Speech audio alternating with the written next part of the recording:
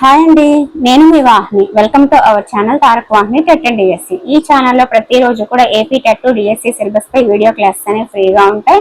And వాటిపైన aim for DSC అనే telegram group లో ఎవ్రీ సండే 6 PM కి వీక్లీ టెస్ట్ అనేది ఫ్రీగా ఉంటుంది.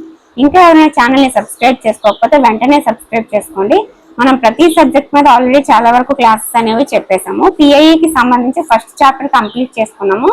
సెకండ్ చాప్టర్ లో కొన్ని ఉపాధ్యాయ సాధికారతను పెంపొందించే సంస్థలు, అలాగే రికార్డులు, రిజిస్టర్లు అనేవి బ్యాలెన్స్ ఉన్నాయి. అవి చెప్పేసుకుంటే ఈ రోజుతో మనకి పిఐఈలో పర్స్పెక్టివ్స్ ఇన్ ఎడ్యుకేషన్ లో 2 చాప్టర్లు కంప్లీట్ అయిపోయినట్టు అవుతుంది అనమాట. సో వీడియోని చివరి వరకు చూడండి. వీలైతే నోట్స్ రాసుకోవడానికి ట్రై చేయండి. దీనిపైన మనకి సండే టెస్ట్ అనేది ఉంటుంది. చాలా మంది అడుగుతున్నారు సండే వీక్లీ టెస్ట్ సిలబస్ చెప్పండి అని. ఏం లేదండి, ప్రతి ఆదివారం కూడా ఆ వారం సోమవారం నుంచి శనివారం వరకు ఏ క్లాసెస్ అయితే జరుగుతాయో వాటి మీదే సండే ప్రాక్టీస్ టెస్ట్ ఉంటుంది.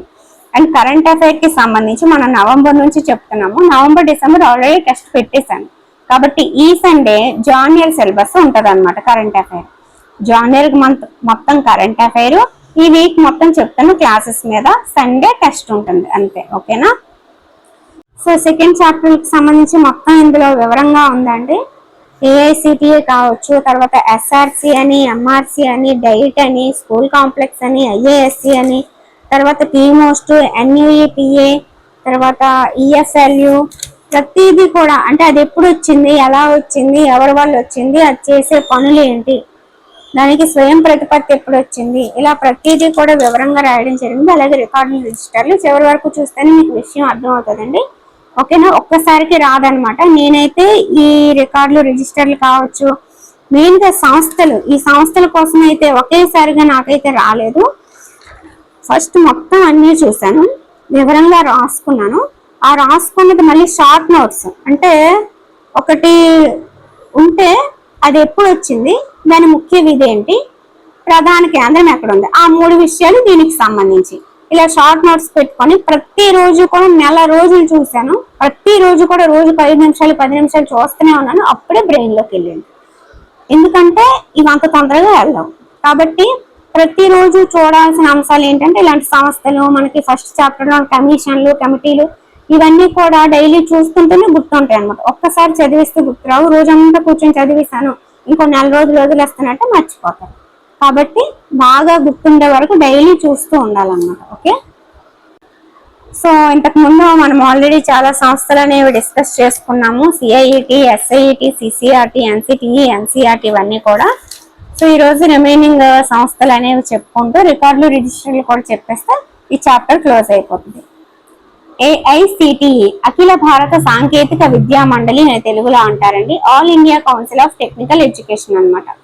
సో దీన్ని 1943లో కేబ్ పరిధిలో సాంకేతిక విద్యా కమిటీ 1943లో ఏర్పాటు చేయడం జరిగింది. కేబ్ అంటే central advisory board of education అన్నమాట. 1943లో ఏర్పాటు చేస్తే 44లో సార్జెంట్ నివేదిక వచ్చింది కదా. ఆ సార్జెంట్ నివేదికను అనుసరించి 1945లో ఏఐసిటిఈని ఏర్పాటు చేశారనమాట. సో 1943లో సాంకేతిక విద్యా కమిటీ అనేది ఏర్పాటయింది.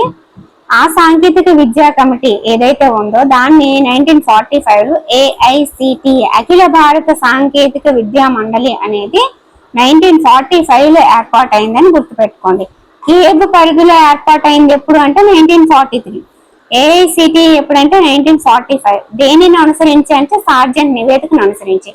కేబ్ పరిధిలో అంటే 1943. డిఫరెన్స్ అర్థమైంది కదా. అయితే ఏఐసిటిఈ లక్ష్యాలు ఏంటి అంటే దేశవ్యాప్తంగా సాంకేతిక విద్యా సంస్థలకు గుర్తింపు ఇవ్వడం, సాంకేతిక విద్యలో గుణాత్మకతను పెంపొందించడం, సాంకేతిక విద్యలో డిప్లొమా, డిగ్రీ, పోస్ట్ గ్రాడ్యుయేషన్ కోర్సులు అందించడంతో పాటు సాంకేతిక విద్యలో పరిశోధన చేయడం.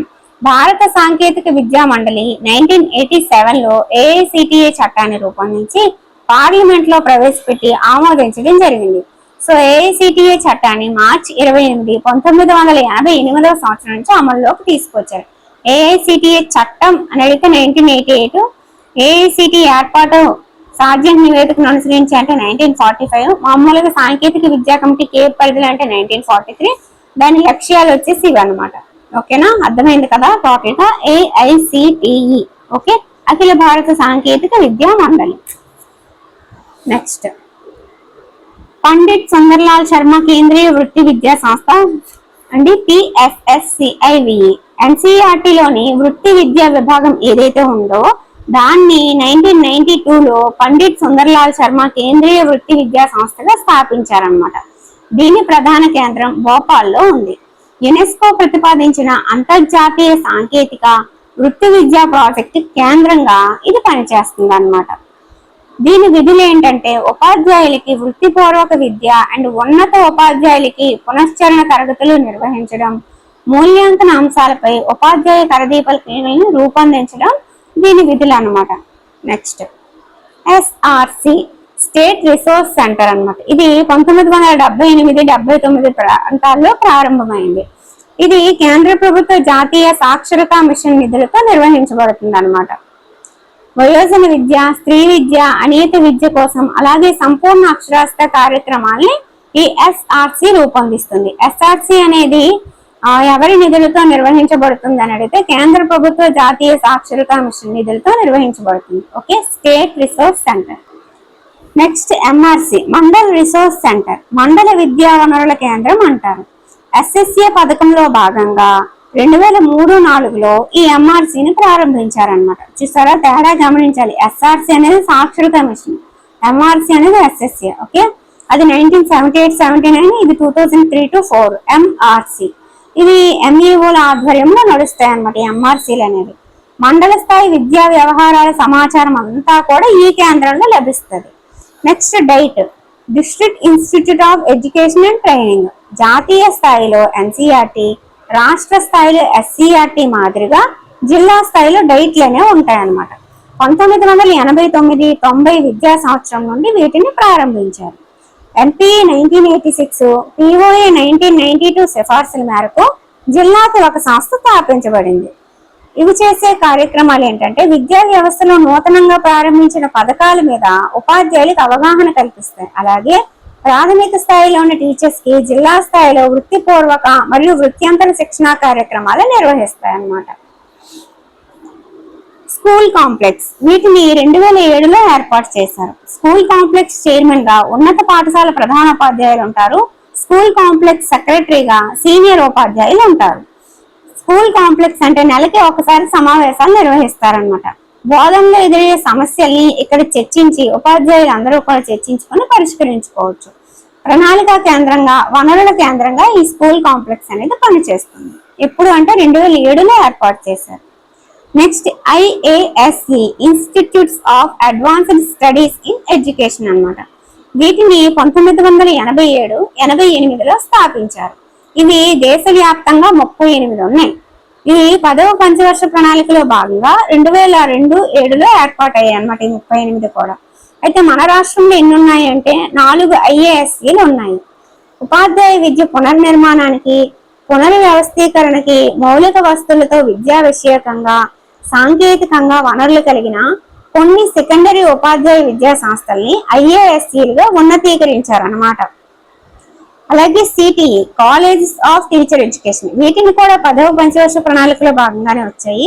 ఏదైతే 10వ పంచవర్ష ప్రణాళిక 250 మాధ్యమిక కళాశాలలు ఉన్నాయో వాటిని 200 CTEలుగా, 50 IASEలుగా ఉన్నతీకరించారు.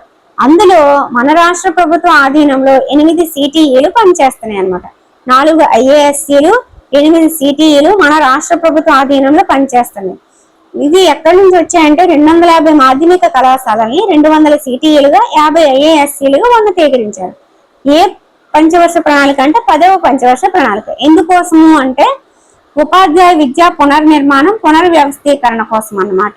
ఓకే, ఇది IASE. Okay, next PMOST program of mass orientation for school teachers. ఇది NPE 1986 సిఫార్సులకు అనుగుణంగా 7వ పంచవర్ష ప్రణాళిక కాలంలో పెద్ద ఎత్తున పాఠశాల ఉపాధ్యాయులకి ఓరియంటేషన్ తరగతులు నిర్వహిస్తూ ఇది రూపొందించారు. NCERT, SCERTలు ఈ పథకాన్ని అమలు పరుస్తాయి అన్నమాట. ఇదే కార్యక్రమానికి ఒక కొనసాగింపుగా 1989లో PMOST OB పేరుతో ఆపరేషన్ బ్లాక్ బోర్డ్ కార్యక్రమం ద్వారా పనిచేస్తున్న 1,00,000 మంది ప్రాథమిక ఉపాధ్యాయులకు కూడా శిక్షణ ఇచ్చారు. అలా ప్రాథమిక ఉపాధ్యాయులకు శిక్షణ ఇవ్వడంలో సక్సెస్ అయినందుకు గాను వీళ్ళు ఏం చేశారంటే తదుపరి సాఫ్ట్ అని చెప్పి special orientation program for primary teachers అనేది పెట్టారనమాట. ఇది 1993 to 95 సంవత్సరంలో ప్రాథమిక ఉపాధ్యాయుల ఓరియంటేషన్ కోసం ఈ పథకాన్ని రూపొందించారు. ఓకేనా, ఇది పీమోస్ట్ ఓబీ సాఫ్ట్.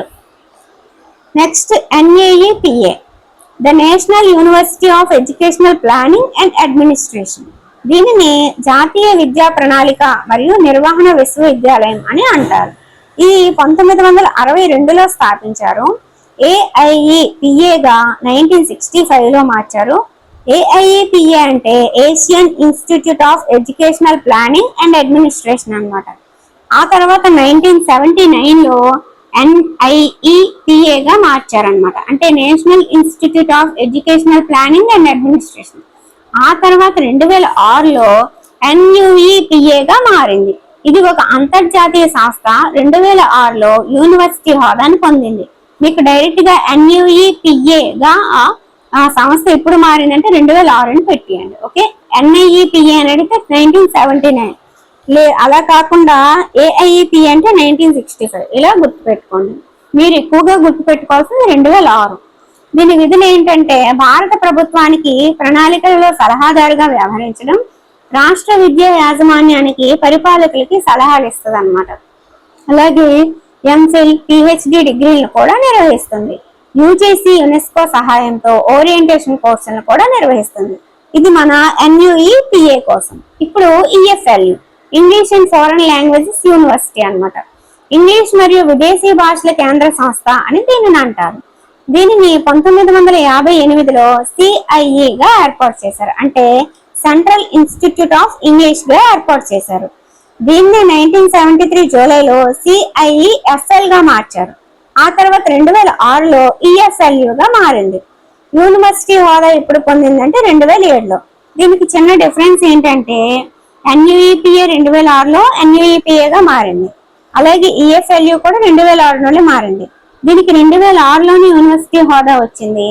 దీనికి 2007లో వచ్చింది అనమాట. ఇది EFLU. నెక్స్ట్, ఈ EFLU ప్రధాన కార్యాలయం హైదరాబాద్ లో ఉంది. ఆంగ్ల భాషతో పాటు 11 విదేశీ భాషల్లో కూడా శిక్షణ ఇస్తుంది అనమాట. దీని ప్రాంతీయ కేంద్రాలు షిల్లాంగ్, లక్నోలో ఉన్నాయి. Next CMAT, SIEMAT, state institute of educational management and training అంటారు. ఇది రాష్ట్ర విద్యా యాజమాన్య సంస్థ. 1971 జూన్ 1న దీన్ని ఏర్పాటు చేశారు. కేంద్ర ప్రభుత్వ నిధులతో నిర్వహించబడుతుంది. ఉపాధ్యాయులకు వృత్యంతర శిక్షణను ఇస్తుంది అనమాట. అలాగే విద్యా యాజమాన్యానికి ప్రణాళికలు సిద్ధం చేయడంలో కూడా శిక్షణ ఇస్తుంది. ఇది CMAT. నెక్స్ట్ UGC, విశ్వవిద్యాలయ సంఘం అంటారు. 1953 డిసెంబర్ 28న దీన్ని స్థాపించారు. దీనికి స్వయం ప్రతిపత్తి ఎప్పుడు లభించింది అంటే 1956 నవంబర్లో. ప్రధాన కేంద్రం ఢిల్లీలో ఉంది. ప్రాంతీయ కేంద్రాలు బెంగళూరు, కోల్కతా, హైదరాబాద్, గౌహతి, భోపాల్, పూణేల్లో ఉన్నాయి. విశ్వవిద్యాలయాల్లో జరిగే బోధన, పరీక్షలు, పరిశోధనలు, వ్యవస్థాపక వ్యయాలు, సిబ్బంది వేతనాలు, పరిశోధకుల ఆర్థిక సహాయం, ఇవన్నీ కూడా చూసుకునేది UGC అన్నమాట. ఓకే, యూనివర్సిటీ గ్రాంట్స్ కమిషన్ అంటారు, విశ్వవిద్యాలయ సంఘం. అలాగే దేశవ్యాప్తంగా జాతీయ అర్హత పరీక్షను నిర్వహించి ఫెలోషిప్స్ కూడా అందిస్తుంది UGC. Next CBSE, central board of secondary education అంటారు. 1920లో ప్రారంభించిన అతి ప్రాచీన రెండో విద్యా బోర్డు ఏది అంటే CBSE. మాధ్యమిక విద్యలో నూతన ధోరణులను, విద్యా ప్రమాణాలను ఉన్నతీకరించడానికి ప్రారంభమైన సంస్థే CBSE. Next CABE, central advisory board of education. భారతదేశ విద్యా వ్యవస్థలో ఎక్కువ కాలంగా ఉన్న సంస్థ ఏది అంటే CABE. దీన్ని 1921లో స్థాపించారు. సంవత్సరానికి ఒకసారి సమావేశమై గత సంవత్సరంలో సాధించిన విజయాలను సమీక్షించి ముఖ్యమైన విద్యా సమస్యల్ని చర్చించి రాబోయే సంవత్సరంలో ఏ కార్యక్రమాలు నిర్వహించాలో సిఫార్సు చేయడమే దీని విధి. Next NAAC, national assessment and accreditation council అన్నమాట. దీని ప్రధాన కార్యాలయం బెంగళూరులో ఉంది. విద్యా సంస్థల గుర్తింపు పొందడానికి పాటించవలసిన ప్రమాణాలను రూపొందించిందే NAAC అన్నమాట. ఇది 7 రకాల ప్రమాణాలని ఇచ్చింది. ఆ 7 ఏంటంటే విద్యా ప్రణాళిక అంశాలు, బోధన అభ్యసన మూల్యాంకనం, పరిశోధన సంప్రదింపు సేవలు విస్తరణ, మౌలిక సదుపాయాలు, అభ్యసన వనరులు, విద్యార్థుల మద్దతు, పురోభివృద్ధి, పరిపాలన, నాయకత్వం, నిర్వహణ, నవీకరణలు, యోగ్యమైన ఆచరణలు. ఓకే, ఇప్పుడు రికార్డులు, రిజిస్టర్లు. అందులో మొదటిగా మనం చెప్పుకోవాల్సింది లాగ్ బుక్. దీనిని స్కూల్ డైరీ అంటారు. పాఠశాల మొత్తం వివరాలు ఇందులో ఉంటాయన్నమాట. పాఠశాల పనితీరుకి అద్దం లాంటిది లాగ్ బుక్. తనిఖీ చేసేటప్పుడు అంటే ఎవరైనా వస్తారు కదా ఇన్స్పెక్షన్స్ కి సందర్శించడానికి, అలా వచ్చేటప్పుడు ఏది మీ స్కూల్ కోసం అని అడిగినప్పుడు ఈ లాగ్ బుక్ మనం ఇచ్చేస్తే సరిపోతుంది అనమాట. ఎందుకంటే మొత్తం వివరాలు అన్ని కూడా మనకి లాగ్ బుక్ లో ఉంటాయి. నెక్స్ట్ అడ్మిషన్స్, విత్డ్రాల్, ప్రవేశాలు, నిర్గమాల రిజిస్టర్ అంటారు. అంటే విద్యార్థికి సంబంధించిన అన్ని అంశాలు ఉండేది ఇది అనమాట. అంటే ఎప్పుడు జాయిన్ అయ్యాడు, అతని పేరేంటి, ఊరేంటి, తల్లిదండ్రులు ఎవరు, అతను ఎప్పుడు రిలీవ్ అయ్యాడు, ఎంతవరకు చదువుకున్నాడు ఏంటనేది. ఆ తర్వాత ఉపాధ్యాయుల సర్వీస్ రిజిస్టర్. ఇది పాఠశాల ప్రధాన ఉపాధ్యాయుని ఆధీనంలో ఉంటది. ఉపాధ్యాయునికి సంబంధించిన అన్ని వివరాలు ఇక్కడ ఉంటాయి అనమాట. అంటే ఎప్పుడు జాయిన్ అయ్యారు, ఎప్పుడు బదిలీ అయ్యారు, ఎక్కడి నుంచి ఎక్కడికి వచ్చారు, ఎన్ని సంవత్సరాలు సర్వీస్ చేశారు, ఇంకెంత ఉంది ఏంటి మొత్తం కూడా అందులో ఉంటది. తర్వాత విజిటర్స్ బుక్ అన్నమాట. అంటే పాఠశాలకు సంబంధించి విద్యా సంబంధ ఇతర సందర్శకులు వస్తారు కదా, వాళ్ళు ఎప్పుడు వచ్చారు, ఎంతమంది వచ్చారు, ఏం జరిగింది ఏంటి అనేది అందులో ఉంటది అనమాట. అది visitors book. Next movement register అంటారు. ఇప్పుడు స్కూల్ మధ్యలో టీచర్కి ఏదో పని పడుతుంది, లేదా ఇంకెక్కడికో ఏదో కార్యక్రమం పడితే అక్కడికి వెళ్లాల్సి వస్తుంది. అలాంటప్పుడు స్కూల్ మధ్యలో వెళ్తే ఎందుకు వెళ్ళారు, ఎంత టైంకి వెళ్ళారు, మళ్ళీ తిరిగి ఎప్పుడు వచ్చారు, అలా వివరాలు సమయం అన్ని నమోదు చేసేది మూవ్మెంట్ రిజిస్టర్ అన్నమాట. తర్వాత క్యాజువల్ లీవ్ రిజిస్టర్ అంటారు. అంటే పాఠశాల సిబ్బంది ఎవరైతే ఉన్నారో వాళ్ళు తీసుకున్న సెలవులు, అలాగే మిగిలిన సెలవుల వివరాలన్నీ ఉంటాయి. స్టాటిస్టికల్ రిజిస్టర్ అంటే స్కూల్లో ఎవ్రీ ఇయర్ నమోదైన పిల్లల సంఖ్య, ఇలాంటివన్నీ కూడా స్టాటిస్టికల్ అంటే గణాంకాలు అనమాట. ఎంతమంది జాయిన్ అయ్యారు, ఎంతమంది ఉన్నారు ఏంటి అనేది, గత సంవత్సరానికి ఈ సంవత్సరానికి పిల్లల సంఖ్య ఎలా ఉంది, ఇదంతా కూడా మనకి స్టాటిస్టికల్ రిజిస్టర్ లో ఉంటది. ఉపాధ్యాయుల హాజరు రిజిస్టర్ అలానే ఉంటది. తర్వాత సంఘటన రచనా పత్రావళి లేదా ఎనక్టోడల్ రికార్డ్ అంటారు. అంటే విద్యార్థికి సంబంధించిన ప్రత్యేక అసాధారణ ప్రవర్తనలు నమోదు చేస్తారు. అంటే విద్యార్థి చేసే ప్రతిదీ కాదు, ప్రత్యేకంగా అతనికి ఏదైనా గుర్తింపు కలిగింది, అతను ఏదైనా చేసినప్పుడు అసాధారణ ప్రవర్తన ఏదైనా మనకు కనబడినప్పుడు దాన్ని మనము నమోదు చేసుకుంటాం అనమాట. దాన్ని సంఘటన రచనా పత్రావళి అని అంటారు. తర్వాత క్యుములేటివ్ రికార్డ్ అన్నమాట. దీన్ని సంచిత పత్రావళి అంటారు. అంటే విద్యార్థి స్కూల్లో చేరిన నుంచి పాఠశాల విడిచిపెట్టే వరకు అతని మొత్తం సమాచారాన్ని తెలిపే రిజిస్టర్ క్యుములేటివ్ రికార్డ్ అన్నమాట. తర్వాత విద్యార్థి అటెండెన్స్ రిజిస్టర్. మార్నింగ్ ఒక గీత, ఆఫ్టర్నూన్ ఒక గీత వేసుకోవాలి. పూర్తి హాజరుకి ఇంటూ సూచిస్తాం. సెలవు చీటీ ఇచ్చి అతను రాకపోతే ఎల్లు, ఇవ్వకపోతే ఏ అన్నమాట. సిక్ అయ్యి రాలేదు, జబ్బు పడి రాలేదు, అనారోగ్యంతో రాలేదు అంటే ఎస్ పెడతారు. అక్విటెన్స్ రిజిస్టర్ అంటారు. పాఠశాల సిబ్బంది జీతం తీసుకున్నట్లు సాక్ష్యంగా ఇందులో సంతకం చేస్తారు. అదే అక్విటెన్స్ రిజిస్టర్ అన్నమాట. నగదు పుస్తకం, దీన్ని క్యాష్ బుక్ అంటారు. ప్రతిరోజు అయ్యే ఆదాయ వ్యయాలను లెక్కించి సరిచూసుకొని ఉపాధ్యాయుడు సరిచూసాను, ఆదాయ వ్యయాలు సరిపోయాయి అని చెప్పి క్యాష్ బ్యాలెన్స్ చూపి సంతకం చేస్తారు. అది నగదు పుస్తకం. లెడ్జర్ లేదా ఆవర్జ పుస్తకం అంటే ఈ నగదు పుస్తకానికి అంటే కొంచెం చిన్నది, దీని పిల్ల పుస్తకం అన్నమాట. ఇది అంటే ఇప్పుడు మనకి ఒక రోజులో ఎంత అయ్యింది, ఎంత ఆదాయం ఉంది, ఎంత వ్యయం ఉంది, ఎంత ఇచ్చారు, దాంట్లో ఎంత వచ్చింది అని ఇందులో డైరెక్ట్ గా రాసిస్తారు. లెడ్జర్ లేదా ఆవర్జ పుస్తకంలో ఏం చేస్తారంటే అందులో దేనికి ఎంత అయ్యింది అనేది రాసుకునేది లెడ్జర్ లేదా ఆవర్జ పుస్తకం అంటారు. అంటే క్యాష్ బుక్ లో రాసిన ప్రతిదీ లెడ్జర్ లో ఆయా అంశాల కింద వేరుగా నమోదు చేయడం ఇందులో ఉంటది. అర్థమైంది కదా. ఇప్పుడు మీరు ఇల్లు కట్టడానికి ఎంత అయింది, ఎంత మిగిలింది అంటే అందులో ఇటుకలకి ఎంత అయింది, సిమెంట్ కి ఎంత అయింది, ఇలా సపరేట్ గా రాసేది లెడ్జర్ లేదా ఆవర్జ పుస్తకం అన్నమాట. ఓకే, నెక్స్ట్ కంటింజెంట్ రిజిస్టర్ అంటే ఏంటంటే ఇప్పుడు మనకి స్కూల్లో మనకి చాలా వస్తువులు అవసరం అవుతాయి. డస్టర్ కావచ్చు, చాక్ పీస్ కావచ్చు, కాగితాలు కావచ్చు, చీపుర్లు కావచ్చు, లేదా మనకి స్కూల్ క్లీనింగ్ కి యూజ్ చేసే మెటీరియల్ కావచ్చు, బ్లాక్ బోర్డ్స్ కావచ్చు, ఇలా ప్రతి ఒక్కదాన్ని ఒక పేజ్ లో ఉంటది అనమాట కంటింజెంట్ రిజిస్టర్ అంటే. ఇప్పుడు చాక్ పీస్ మొత్తానికి ఒక పేజ్, ఈ నెలలో ఎన్ని చాక్ పీసులు కొన్నాం, ఏం జరిగింది అలా, ఆ తర్వాత చీపుర్లకు ఒకటి, తర్వాత బ్లాక్ బోర్డ్, అలా ప్రతి ఒక్కొక్క దానికి ఒక్కొక్క పేజ్ యూజ్ చేసి రాసేది కంటింజెంట్ రిజిస్టర్ అన్నమాట. మినిట్స్ బుక్ అంటే పాఠశాల హెచ్ఎం టీచర్ కలిపి తీసుకునే నిర్ణయాలు నమోదు చేసేది మినిట్స్ బుక్ అన్నమాట. ఇలా డిఫరెంట్ నేమ్స్ తో ఉన్నవన్నీ రిజిస్టర్లు, మీరు కన్ఫ్యూజ్ అయ్యేవన్నీ కూడా పూర్తిగా వివరంగా రాయడం జరిగింది. మిగతా ట్రావెలింగ్ అని అదని ఇదని అవన్నీ మీకు అర్థమైపోతాయి అన్నమాట. ఇది విషయం. సో ఇంపార్టెంట్ రికార్డులు, రిజిస్టర్లు అన్ని కూడా వివరంగా చెప్పేశాను. సో ఇంతటితో మనకి సెకండ్ చాప్టర్ అనేది పర్ఫెక్ట్ గా కంప్లీట్ అయింది. ఈ వీడియో మీకు నచ్చిందని అనుకుంటున్నాను. నచ్చితే ఒక్క లైక్ చేయండి, వీలైతే మీ ఫ్రెండ్స్కి షేర్ చేయండి. ఫస్ట్ టైం చూస్తున్నట్లయితే మన ఛానల్ని సబ్స్క్రైబ్ చేసుకోవడం మర్చిపోవద్దు, ఓకేనా? ఇది విషయం అన్నమాట. సండే వీక్లీ టెస్ట్ రాయాలంటే మీరు ఖచ్చితంగా ఎయిమ్ ఫర్ డిఎస్సి అనే టెలిగ్రామ్ గ్రూప్లో జాయిన్ అవ్వాలి, ఓకేనా? ఇది విషయం. So okay, thank you.